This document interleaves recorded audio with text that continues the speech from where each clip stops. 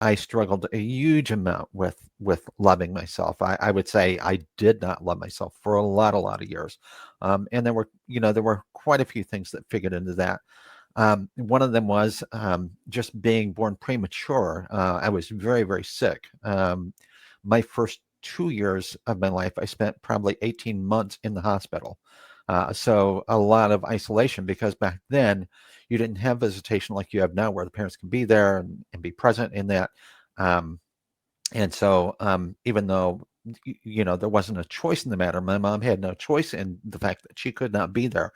I still felt abandoned, and abandonment and rejection were things that were really paramount in my life, and very defining to my life. And then on top of that, my biological father was a very abusive man. My earliest memory was him beating my mother. I was maybe 2 years old, and I remember that. Wow. And that, yeah, that really shaped me too, as far as the world feeling unsafe, and particularly that men were unsafe. Now, when my mom got married about a year and a half later to the man who then adopted me and my older brother when I was 7, and has been a wonderful father figure to me, has been amazing.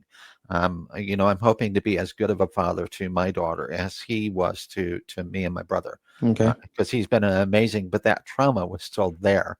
That damage and yeah, that trauma was still very much there. And so there was always that thing, and so I stopped seeing my biological father when I was 7, but I never had one time that he said one affirming word to me, not once in my life. And then even later on, when I reconnected with him as an adult,